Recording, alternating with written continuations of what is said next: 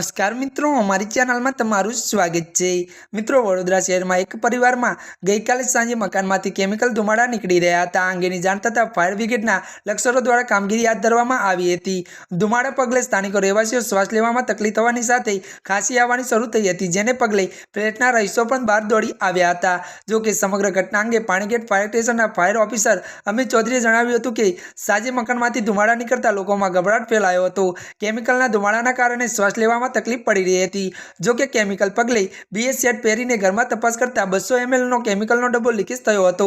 आखरे ते लीकेज बंध करायुं हतुं। जो कि घटना अंगे स्थळ पर पहोंचेला आकाशभाई पूछता तेमणे जणाव्युं हतुं के तेओ पेस्ट कंट्रोलमां नौकरी करे छे। केनोक स्मोक नामना केमिकलनो उपयोग मच्छर मारवा माटे केमिकल तरीके थाय छे।